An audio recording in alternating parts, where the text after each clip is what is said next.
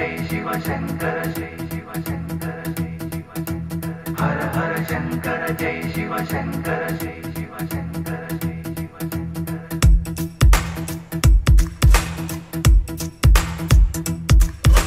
जटाटवी गलज्जल प्रवाह पावितस्थले कलेवलं विलम्बितां भुजङ्गतुङ्गमालिकां डमड्डमड्डमड्डमन्निनादवड्डमर्वयं चकार चण्डताण्डवं तनोतु नः शिवः शिवम्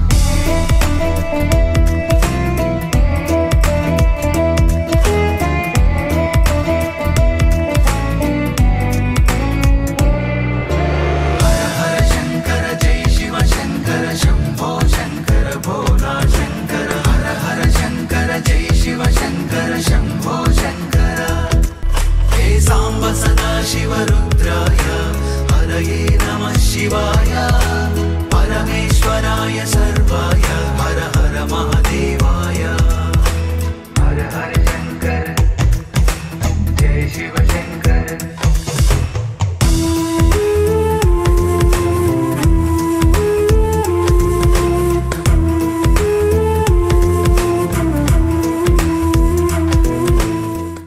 ఒక్కసారి గురుదేవుల్ని స్మరించుకొని మనము గురువుగారి విశిష్టత గురించి గురు వైశిష్ట్యం గురించి తెలుసుకుందాం.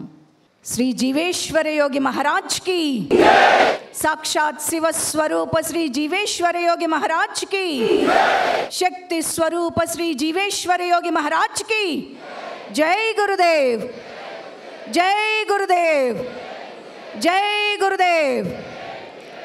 మీలో చాలామందికి తెలిసిన విషయమే మనము గురు పూర్ణిమ ఎందుకు జరుపుకుంటాము అని. వ్యాస భగవానుల వారి జయంతిని ఆషాఢ శుద్ధ పౌర్ణమి నాడు గురు పూర్ణిమగా మనం జరుపుకుంటున్నాం. ఎందుకు జరుపుకుంటున్నాం అంటే వేద విభాగం చేసి అష్టాదశ పురాణాలు రచించి భారతం మహాభాగవతం వంటి గ్రంథాలను ఇచ్చి మనకి జీవితానికి ఒక మార్గాన్ని సూచించి మీరు జన్మ ఎందుకు ఎత్తారో తెలుసుకోండి అనే జ్ఞానాన్ని మనకి ప్రసాదించిన గు అంటే అజ్ఞానం అంధకారం, రు అంటే దానిని తొలగించేవాడే. అంతటి గురువు శ్రీ వ్యాస మహర్షి వారులకి నమస్కరిస్తూ మనము గురు పూర్ణిమ జరుపుకుంటూ ఉంటాం ప్రతి సంవత్సరం. సాక్షాత్ పరమేశ్వరుల వారు చెప్పిన వాక్కు. గురువులు 4 రకాలుగా ఉంటారట. ఒకరు ఉపదేశ గురువు, 2 శిక్షా గురువు, 3 దీక్షా గురువు. ఉపదేశ గురువు అంటే మనకి జీవితం ఎలా నడవాలి అనే మోరల్ వాల్యూస్ మనకి ఉపదేశం ఇస్తారు. ఇలా ఉండాలి, ఇది ధర్మం, ఇది అధర్మం, నువ్వు ఇలా ప్రవర్తించాలి, ఇలాంటి విషయాలు నేర్పేవారిని ఉపదేశ గురువు అంటారు. మన లైఫ్లో చూసుకుంటే మనకి మన తల్లి కానీ తండ్రి కానీ మనకి ఈ పాత్ర పోషిస్తూ ఉంటారు. అందుకే చాలామంది అంటారు తల్లి ప్రథమ గురువు అని. రెండవది శిక్షా గురువులు. వీరు శిక్షణ ఇస్తారు. వీరు ఏం నేర్పిస్తారు అంటే వేదాలు, సంస్కృతం, స్పిరిచువల్ నాలెడ్జ్ని నేర్పించి మనల్ని ఒక దారిలో పెట్టడానికి చూస్తారు. మూడవది దీక్షా గురువులు ఏం చేస్తారు? వారంతట వారే ఆత్మస్వరూపులు కానప్పటికీ వారు మంత్ర దీక్ష ఇవ్వస్తారు శిష్యులకి. ఆ తరువాత వచ్చే గురువులు సాక్షాత్తు పరమేశ్వరుడే చెప్పిన మోక్ష గురువు. ఈ గురువు ఎలా ఉంటారు? ఆ గురువు యొక్క లక్షణాలు ఏమిటి అంటే వారే ఆత్మస్వరూపులై తానే పరబ్రహ్మంలో లీనమై శిష్యుడికి పరబ్రహ్మాన్ని దర్శించి అనుభవింపచేసి సంసార బంధం నుంచి కర్మని తొలగించి మోక్షాన్ని ప్రసాదించగలవారే మోక్ష గురువులు. అట్టివారే శ్రీ జీవేశ్వర యోగి మహారాజ్. నేను మొట్టమొదటిగా గురుదేవులు అంటే 2021 జనవరి 1వ తారీఖున నా ఎస్కేఎస్ ప్రయాణం ప్రారంభమైంది. చాలామందికి చాలాసార్లు చెప్పాను ఇది. అయితే గురుదేవులని మొదటిసారిగా మాట్లాడే అవకాశం వచ్చినప్పుడు నేను అడిగిన మొదటి ప్రశ్న, గురుదేవా, అందరికీ మీరు మోక్షాన్ని ఇచ్చేస్తున్నా అంటున్నారు, మోక్షం ఇచ్చేస్తానంటున్నారు, అనర్హులకి మోక్షం ఇస్తే ఎలా గురుదేవా? వారికి చాలా కర్మలు ఉన్నాయి కదా, అందరూ పుణ్యకర్మలే చేసుకుని ఉండరు కదా, పాపకర్మలు కూడా చేసుకుని ఉంటారు కదా, అది నిజంగా అందరికీ మోక్షం ఇవ్వడం అనేది సాధ్యమేనా? వారు అర్హులేనా అని అడిగాను. గురుదేవులు ఇచ్చిన సమాధానం, పుట్టిన ప్రతి మనిషి ఈ భూమి మీద మోక్షానికి అర్హుడే, నేను మోక్షం ఇచ్చి తీరతాను అందరికీ అన్నారు. గురువులలో ఉత్తమమైన గురువు మోక్ష గురువు అని చెప్పారు. అలాంటి మోక్ష గురువు ఎలా ఉంటారు అంటే, మీరు అన్వయించుకోండి. ప్రతి క్షణం మనము ఎవరి సమక్షంలో ఉన్నామో వారి శక్తి ఎలాంటిది, వారి సారూప్యాలు అన్నీ మీరు చూడండి. అఖండ మండలాకారం వ్యాప్తం ఏన చరాచరం తత్పదం దర్శితం ఏన తస్మై శ్రీ గురవే నమః. అంటే అఖండ మండలాకారమంతా వ్యాపించి ఉన్న పరబ్రహ్మ స్వరూపాన్ని నాకు దర్శనం, శిష్యునికి దర్శనం చేయించగలిగేవారే నిజమైన గురువు, వారికి నా నమస్సులు అని చెప్తున్నారు. గురుదేవులు ఎందుకు ఈ శిక్షణ ఎందుకు స్టార్ట్ చేశారు, ఎస్కేఎస్ ఎందుకు స్టార్ట్ చేశారు అన్న స్టోరీలో చెప్పినప్పుడు ఎందుకు స్టార్ట్ చేశారు గురుదేవులు? ఎవరైనా చెప్పగలరా? నేను తట్టుకోలేనంత ఆనందంలో ఉన్నాను, బ్రహ్మానందంలో మునిగిపోతున్నాను, నేను మాత్రమే ఎందుకు అనుభవించాలి అని అందరికీ ఇస్తున్నాను అని చెప్పారు గురుదేవులు. అంతటి ఆనందం ఇప్పుడు మనము కూడా అనుభవిస్తున్నాం. చాలామంది సాధకులు ఎంతమంది అనుభవిస్తున్నారండి? ఆనందకరమైన జీవితం ఇది కదా కావాలి, ఇది ఒక గురువు కోరుకునే, శిష్యుల దగ్గర నుంచి కోరుకునేది. ఇంకా గురువును మించి ఏమైనా ఉందా అని అంటే, నా గురోరధికం, నా గురోరధికం, నా గురోరధికం, గురువును మించి ఇంకొకటి అధికమైనది లేదు, గురువును మించి ఉన్నతమైనది కానీ వేరైనది కానీ లేదు అని సాక్షాత్ శివుని వాక్కు ఇది. అంతటి ఉన్నతమైన గురువు సమక్షంలో మనం ఈరోజు కూర్చొని ఉన్నాం. శ్రీ జీవేశ్వర యోగి మహారాజ్కి. ఇలాంటి గురువు ఊరికే దొరకరు, ఎన్నో జన్మల పుణ్యఫలం ఉంటేనే అలాంటి గురువు శిష్యుడికి దొరుకుతారు. ఇది సత్యం. అందులో ఎలాంటి గురువు, ఏ గురువు అయితే అలాంటిది. లభాముం నా పునర్యతే శిష్య సంసార బంధనం. అంతటి గురువు దొరికినప్పుడు ఆ శిష్యుడు సంసార బంధనంలో మళ్ళీ చిక్కుకోవలసిన అవసరమే లేదు, అతనికి మోక్షం తథ్యం లభిస్తుంది అని చెప్పారు. గురుమాత గారు ఏం చేస్తున్నారు? గురుమాత గారికి వందనం చేసుకుందాం అందరం.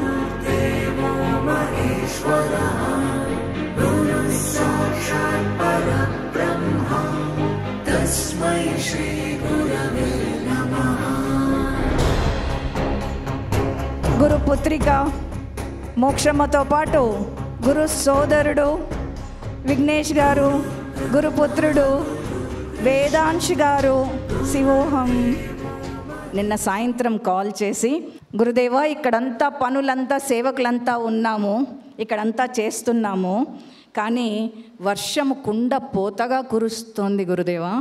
నాకు తెలుసు ఇది రేపు ఉండదు అని, కానీ ఎక్కడో ఒక చిన్న మామూలు మానవ టెన్షన్ ఉంటుంది కదా, అది యాజ్ యూజువల్గానే ఎలా గురుదేవా అని ఆయనతో ఒక అర్జీ పెట్టుకుంటే అయిపోతుందన్నమాట. అంటే ఒక్కసారి నవ్వేశారు గురుదేవులు. అలాగా ఇక్కడేంటో ఒక్క చుక్క కూడా వర్షం పడట్లేదు అన్నారు వారి ఏరియాలో. అయినా శ్రీకృష్ణ జననం అప్పుడు ఎంత వర్షం పడింది తెలుసు కదా అన్నారు. అంటే ఏం చెప్పారు గురుదేవులు? ఆయనే విష్ణు స్వరూపం అని చెప్పారు. ప్రతి బర్త్డేకి వర్షం పడుతుంది గురుదేవులు. అప్పుడు అనిపించింది, అనేసాం అందరం, మా సేవకులందరికీ కూడా అదే భావం. రేపు పడాల్సిన వర్షం ఈరోజు వరుణదేవుడికి కరుణించి, సరే నీ పని ఈరోజు కానించుకో, రేపు ఉదయం మాత్రం మనకి అడ్డు లేకుండా, చూసారా వాతావరణం ఎలా ఉందో, నిన్నటికి ఈ రోజుకి కంపారిజనే లేదు. This is one of the greatest miracles that he can control even the nature. ప్రకృతిని శాసించగల గురువు సమక్షంలో మీరందరూ కూర్చుని ఉన్నారు. ఆ గురువు మామూలుగా దొరికారా? కాదు, కొన్ని కోట్ల జన్మల పుణ్యఫలంతో దొరికారు. అందుకే మీరందరూ భాగ్యవంతులు. ఈరోజు మీ అందరి భాగ్యానికి ఒక్కసారిగా చప్పట్లు కొట్టుకొని మీ 72,000 నాడులకి చెప్పండి, నేను భాగ్యవంతుణ్ణి అని. ఈశ్వరుడు చెప్పాడు. ఏమని చెప్పారు? నీ జన్మ ఎందుకు, నువ్వు పుట్టావు అని. నీ జన్మ సార్థకత కావాలి అంటే నీకు ఒక గురువు కావాలి. నిజమే, గురువు కావాలి. మరి ఆ గురువు ఎలా వచ్చారు? అంతటి మహోన్నతమైన గురువు వ్యక్తి రూపంలో జీవం పోసుకొని, ఇది అంతా చెప్పిన పరమేశ్వరుడే జీవం పోసుకొని జీవేశ్వరుడిగా వచ్చారు. శ్రీ జీవేశ్వరి యోగి మహారాజ్కి, సాక్షాత్ శివస్వరూప శ్రీ జీవేశ్వరి యోగి మహారాజ్కి. ఆయన ఇచ్చే మంత్రంలోనే శివోహం అంటే నేనే శివుడిని. అందుకే ఆయన్ని కేవలం శివుడే కాదు, త్రిమూర్తి స్వరూపంగా ఏమి కొలుచుకుందామండి? గురు బ్రహ్మ, గురు విష్ణు, గురుదేవో మహేశ్వర, గురు సాక్షాత్ పరబ్రహ్మ, తస్మై శ్రీ గురవే నమః. శ్రీ జీవేశ్వరి యోగి వారి శిష్యులకి నిజమైన గురు పూర్ణిమ ఆయన జన్మదినమైన జూలై 22 కాక మరేమిటి. ఎప్పుడొస్తే అదే మనకు గురు పూర్ణిమ. సాక్షాత్తు మన కళ్ళ ముందున్న గురువుకి మనము ఈరోజు గురు పూజ చేసుకుంటున్నాం. And now let's invite Shri Jeeveshwari Yogi మహారాజ్కి, శ్రీ జీవేశ్వరి యోగి మహారాజ్కి, శ్రీ జీవేశ్వరి యోగి మహారాజ్కి.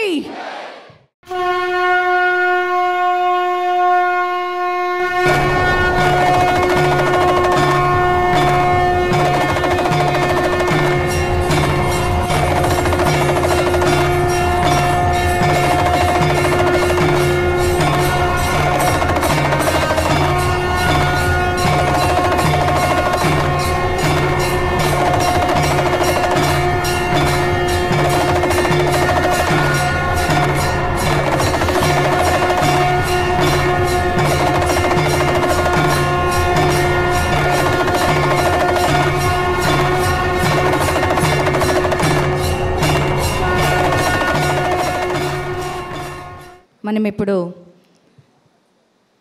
జ్యోతి ప్రజ్వలనతో కార్యక్రమం ప్రారంభిద్దాం. గురుదేవుల చేతుల మీదుగా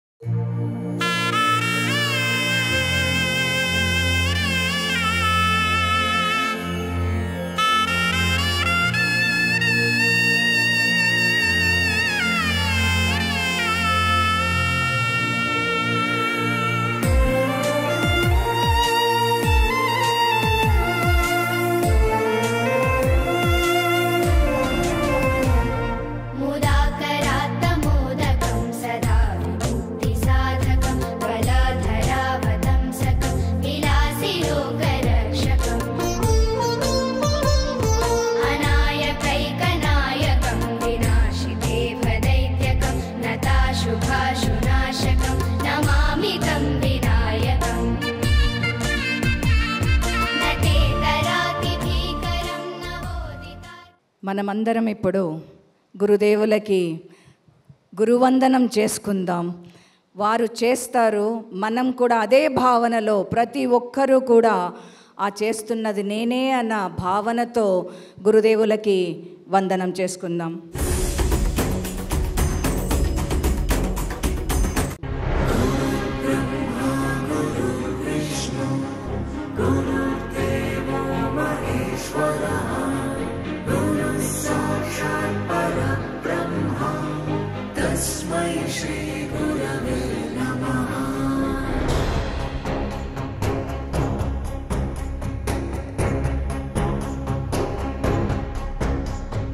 Guru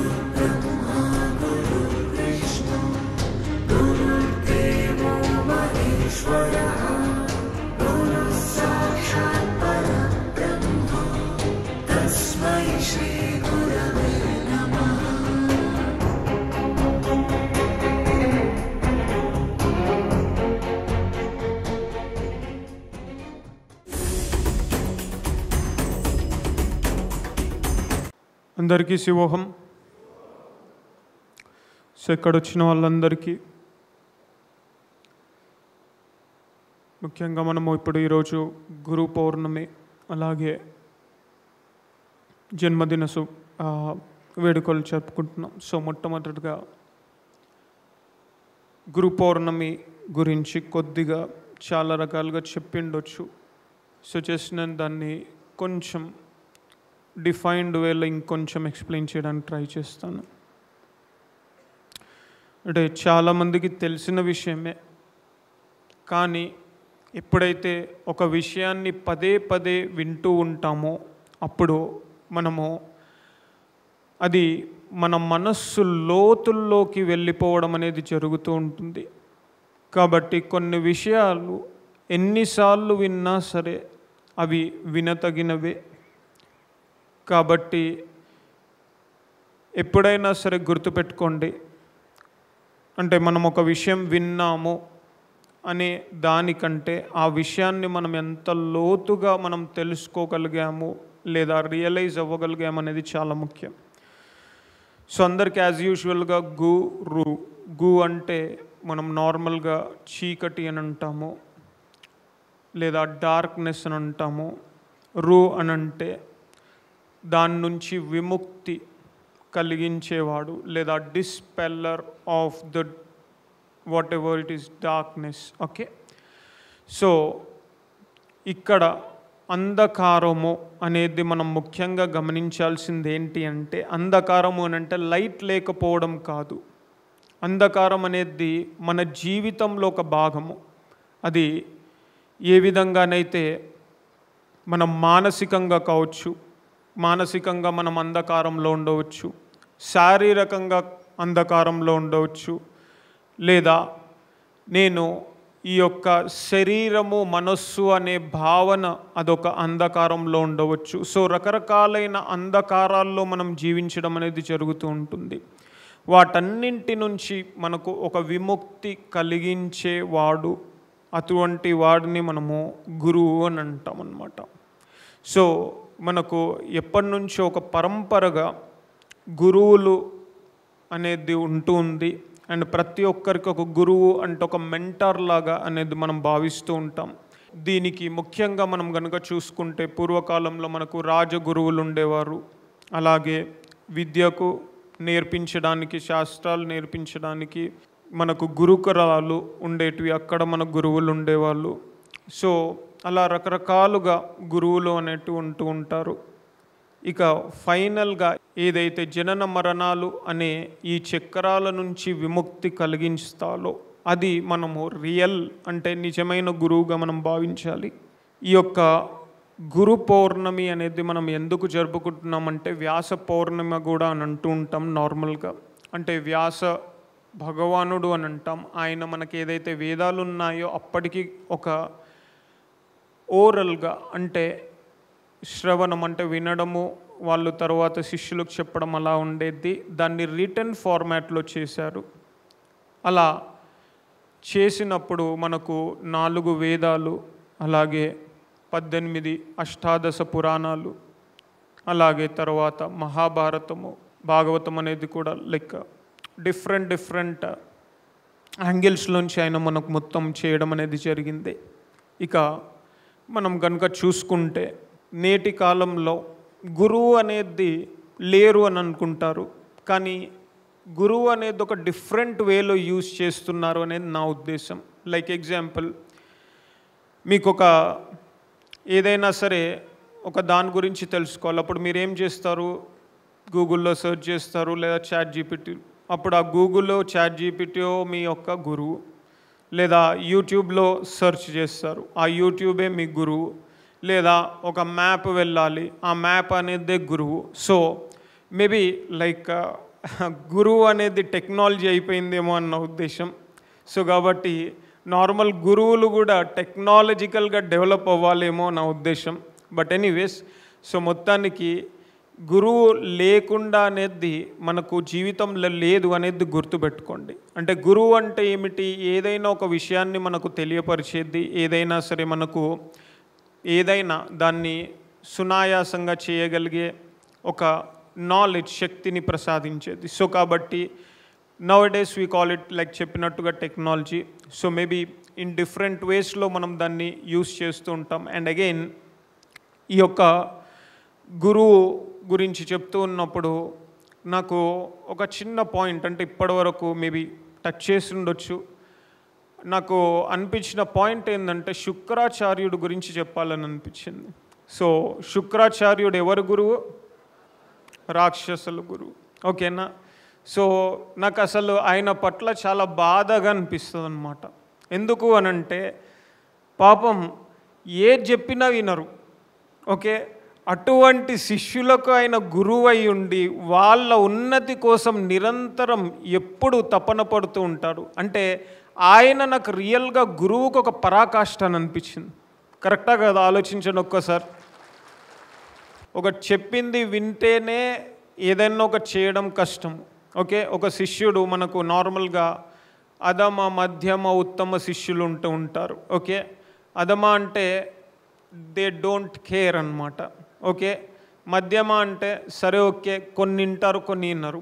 ఉత్తమ అని అంటే ఏది చెప్పినా వింటారు అనమాట. ఓకే, సో ఆయనకు పాపం అందరూ అధమ శిష్యుల కంటే ఇంకా దాని కిందేమన్నా ఒకటి పెడితే అది ఆయనకు ఉంటారు. బట్ ఆయన ఎప్పుడు నిరంతరం వాళ్ళ శ్రేయస్సు కోసం పాటుపడుతుంటాడు. అంటే ఇది ఎందుకు చెప్తున్నానంటే ఒక గురువు ఎవరైనా సరే నిజంగా తన శిష్యుడు ఎదగాలి, తను ముందుకు వెళ్ళాలి, అది తను అర్థం చేసుకున్నా అర్థం చేసుకోకుండా వాళ్ళ శ్రేయస్సు కోరుతాడు అనేది గుర్తుపెట్టుకోండి మీరందరూ. ఓకే, సో ఇక తర్వాత చాలామందికి ఈ మధ్యకాలంలో ఉన్న ఒక అపోహ అని అంటామా, లేకపోతే ఒక రకమైన నిర్ణయం, డిసిషన్ అంటామా తెలియదు, కానీ ఈ విషయాన్ని నేను ఒక్కసారి చెప్పదలుచుకుంటున్నాను. చాలామంది ఇప్పుడు ఏమైపోయింది అని అంటే అసలు మనకు గురువు ఎందుకు, అసలు గురువు లేకుంటే చాలు కదా, దేవుడే ఉన్నాడు కదా, ఈ మధ్యలో మిడిల్ మ్యాన్ ఎందుకు అన్న ఒక దృష్టికోణంతో చాలామంది ఉన్నారు. సో ఒక చిన్న ఎగ్జాంపుల్ చెప్తాను నేను మీకు. ఒక్కసారి ఆలోచించండి, ఎంతమందికి ఏబిసి తెలుసు? చేయలేబట్టండి. ఏబిసి తెలుసు కదా? ఓకే, సో రైట్, అది మీకు ఎవరో చెప్పారు కదా, మీ అమ్మనో లేకపోతే మీ టీచరో ఎవరో ఒకరు, కరెక్టా కదా? అంటే జస్ట్ ఒక ఏబిసి ఒకళ్ళు చెబితే నేర్చుకోలేము. ఓకేనా? అంటే ఏంటిది, ఒక ఏబిసి చెబితేనే నేను నేర్చుకోలేము ఇది ఏబిసి అని. అటువంటిది ఏ విద్య నేర్చుకుంటే ఇంకే విద్య నేర్చుకోవాల్సిన అవసరం లేదో అటువంటి విద్య మనంతటా మనం ఎట్లా నేర్చుకుంటామో ఆలోచించండి. సో జస్ట్ ఎప్పుడు కూడా విల్ గివ్ ఎ థాట్, ఒక ఆలోచన అనేది చెప్తూ ఉంటాను, ఒక లాజిక్ అనేది ఆలోచించండి అని నేను చెప్తూ ఉంటాను. ఏదైనా ఎప్పుడైనా సరే నా కోర్సెస్ కూడా లెవెల్ 1 నుంచి లెవెల్ 4 ఈవెన్ లెవెల్ 5 తీసుకున్నా కూడా జస్ట్ థింక్. ఓకే, సో నేను చెప్తుంది ఓకే కరెక్ట్ అనిపిస్తుందో ఒక్కసారి ఆలోచించండి. ఓకే, ఎందుకు ఈ విద్యలు ఏవి నేర్చుకున్నా సరే, ఇప్పుడు ఎగ్జాంపుల్ ఈ జన్మలో మనము డబుల్ పిహెచ్డి, ట్రిపుల్ పిహెచ్డీలు చేసాం, మళ్ళీ నెక్స్ట్ జన్మ వచ్చింది అనుకుందాం, ఎక్కడి నుంచి స్టార్ట్ చేయాలి? నర్సరీ నుంచే స్టార్ట్ చేయాలి. కానీ మీరు ఆధ్యాత్మికంగా మటుకు ఈ జన్మలో ఎక్కడ ఆపారో వచ్చే జన్మలో అక్కడి నుంచే మొదలు పెడతారు. సో కాబట్టి మనందరూ గుర్తుపెట్టుకోవాల్సిన విషయం ఏమిటి అని అంటే, గురువు అవసరం లేదు అనుకోవడం అనేది అట్లీస్ట్ నా దృష్టిలో నాకు అనిపించింది ఒక ఇట్స్ లైక్ అ ఫోలిష్నెస్, ఒక మూర్ఖత్వము. And again lot of things, అంటే డిఫరెంట్ ఫిలాసఫీస్ ఉన్నాయి. ఓకే, గురువు లేకుండా చేయవచ్చు, ఇది చేయవచ్చు. Yes, I accept. ఏదైనా సరే ఐ రెస్పెక్ట్ ఎవ్రీబడి, అన్ని థింగ్స్ ఉంటాయి. బట్ ద ఓన్లీ థింగ్ మీ అందరికీ చెప్పేది ఏమిటి అని అంటే, దీన్ని నేను ఎప్పుడు అంటూ ఉంటాను, గురుతత్వము అని అంటాం. గురుతత్వము అని అంటే ఎప్పుడు కానీ నెవర్ ఎవర్. సో ఈ గురువు గొప్ప, ఈ గురువు తక్కువ, ఈ గురువు చిన్న, ఈ గురువు ఇలా అనే ఒక భావన అనేది పెట్టుకోకూడదు. సో ప్రతి ఒక్క గురువు తన శక్తి, తన యొక్క సామర్థ్యం అనుసారంగా ఆయన ఎప్పుడు తన శిష్యులకి చెప్పడానికి ట్రై చేస్తూ ఉంటారు. సో మేబీ లైక్ ప్రతి దాంట్లో కల్తీ అలవాటు అయిపోయింది మనకి ఈ మధ్యలో. నూనెలో కల్తీ, బియ్యంలో కల్తీ, అన్నిట్లో కల్తీ అయిపోయింది. మేబీ దీంట్లో కూడా కొంచెం కల్తీ అలవాటు అయిపోయి ఉండొచ్చు. ఏ రంగంలో న్యాయంగా అంది ఉన్నారని ఆలోచించండి. Okay, but that doesn't mean అందరూ న్యాయంగా లేరు అని కూడా కాదు, గుర్తుపెట్టుకోండి. So always remember this point. Okay, so అందరూ ఇలానే ఉన్నారు కాబట్టి వీళ్ళు ఇలాగే అనేది ఆలోచించకండి. సో ఏదైనా సరే, ఎప్పుడైనా సరే ఒక సబ్జెక్ట్ గురువు చెప్తున్నాడు అంటే వినండి, ఆలోచించండి, దాన్ని ఆచరణలో పెట్టండి. మీకు మంచిగా అనిపిస్తే కంటిన్యూ చేయండి, మీకు మంచిగా అనిపించలేదు okay continue. Okay, don't brag on ఈ గురువు వేస్ట్, ఇది సెట్ కాలేదు, వై నేను ఈ టైం వేస్ట్ అవుతుంది. సో నేను ఎప్పుడు అందుకే చెప్తూ ఉంటాను అనమాట, ఏదైనా సరే మీరు నమ్మినా నమ్మకపోయినా మీరందరు ఇక్కడ కూర్చున్నారంటే ఎన్నో జన్మలుగా ఎంతో పుణ్యఫలం చేసుకుంటే కానీ ఇక్కడ కూర్చోలేరు, గుర్తుపెట్టుకోండి. సో ఉన్నాము, చేశాము, ఇప్పుడు నేను మీకు చెప్పాను, మీకు రెజనేట్ అయింది, నేను చెప్పింది అర్థమైంది, it's good, okay carry on. లేదు ఓకే ఇది ఇట్లా కాదు, అది అట్లా కాదు, ఇది ఇట్లా ఉండొద్దు, అది అట్లా ఉండొద్దు, ఆయన అట్లా ఎట్లా చెప్తాడు, ఈ టెక్నాలజీ అని ఎట్లా చెప్తాడు, ఈ గూగుల్ ఎట్లా గురువు అవుతుంది, లేకపోతే ఏబీసీలు మనం నేర్చుకోలేమా.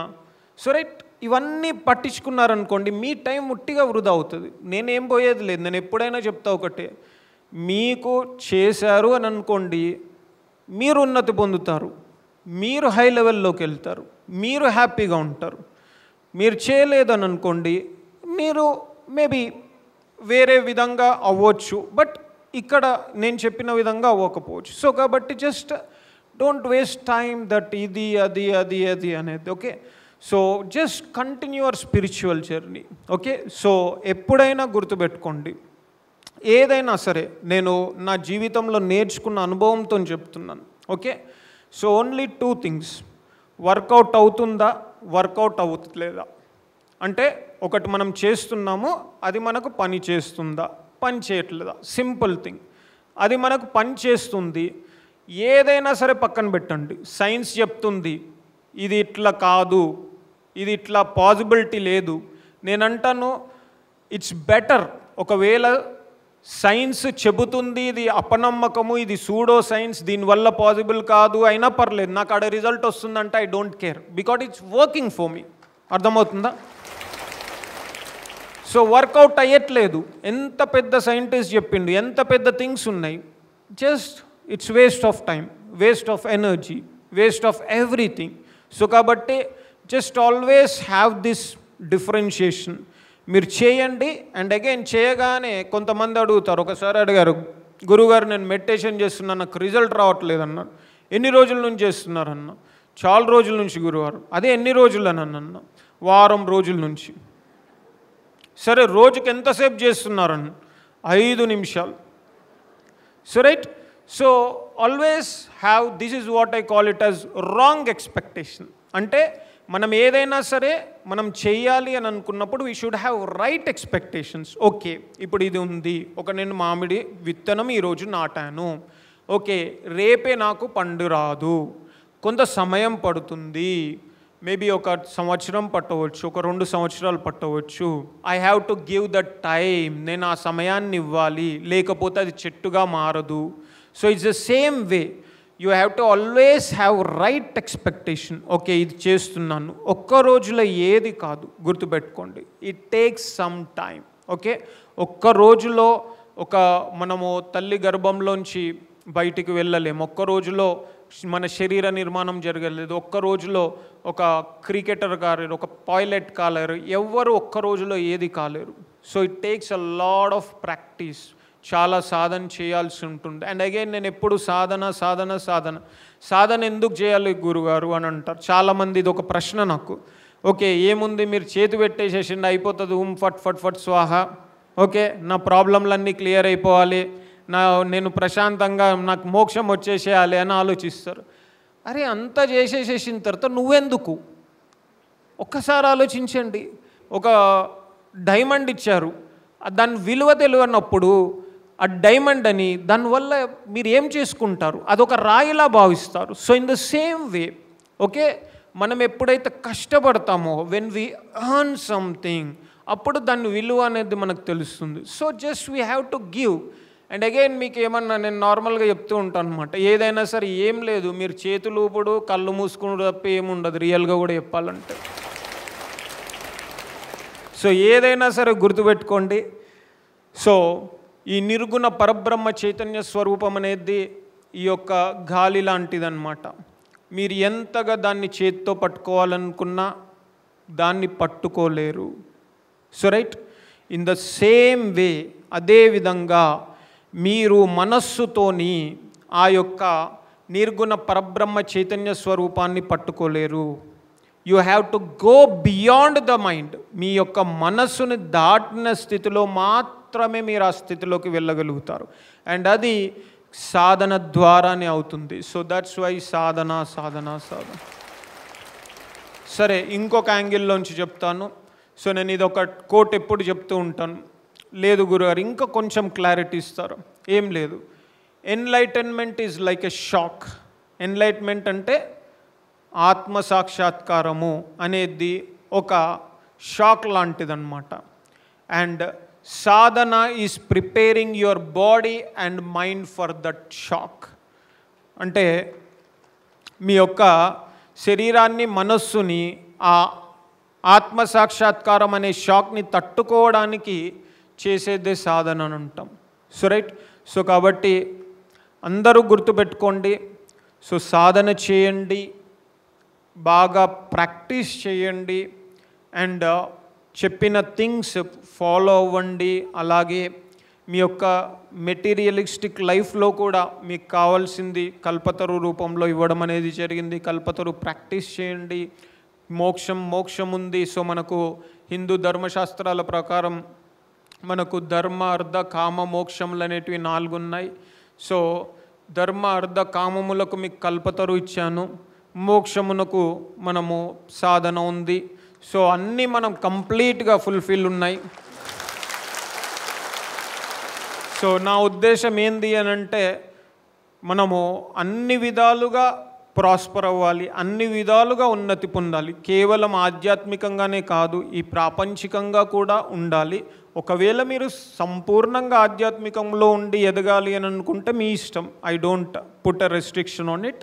బట్ బేసికల్గా మనము ఈ సంసారంలోనే ఉంటూ, ఈ సంసారానికి అంటకుండా, ఈ సంసారానికి దాటి ఈ యొక్క ఆధ్యాత్మిక జీవితంలో పయనించాలి. ఏ విధంగానైతే మనకు చెప్తూ ఉంటాడు మనకు భగవద్గీతలో, ఆ యొక్క తామరాకు మీద నీటి బిందువులాగా ఈ ప్రపంచంలోనే ఉండాలి. ఓకే, కానీ ఈ ప్రపంచానికి మనకు సంబంధం వద్దు.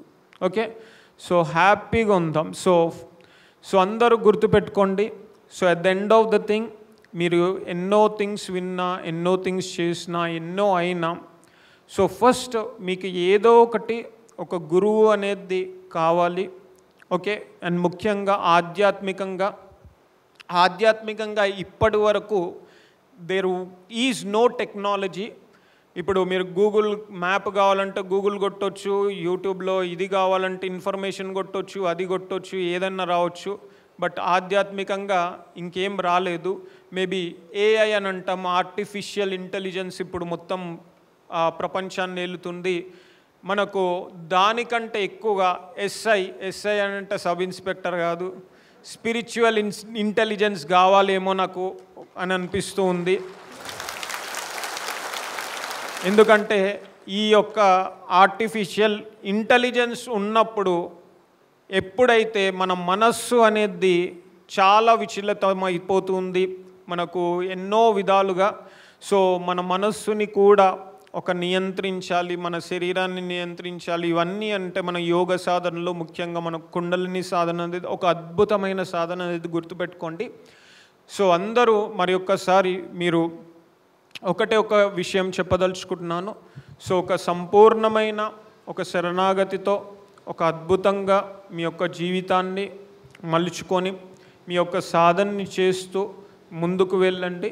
సో అందరికీ with this Once again, I wanted to say Shivoham, Shivoham, Shivoham. గురుదేవునికి ఇప్పుడు మనము షార్ట్ సెలవు తీసుకుంటున్నారు మన దగ్గర నుంచి. శ్రీ జీవేశ్వర యోగి మహారాజ్ కి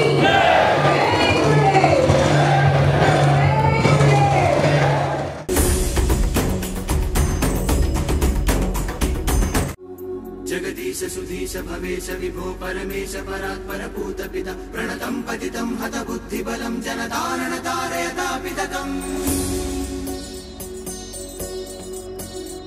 गुणहीन सुदीन मलिन मदिं त्वयि पातरि दातरि चापरतिं तमसारज साभित वृत्तिमिमं जनतारण तारयतापितकम्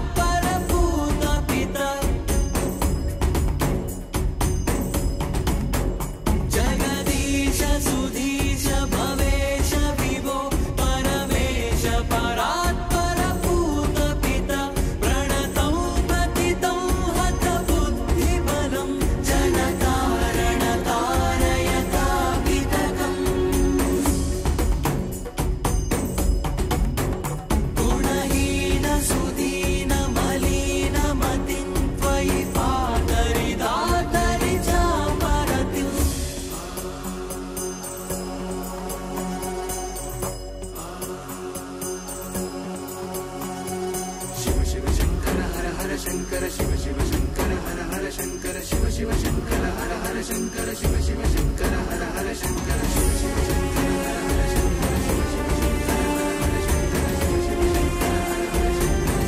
शंकर हर हर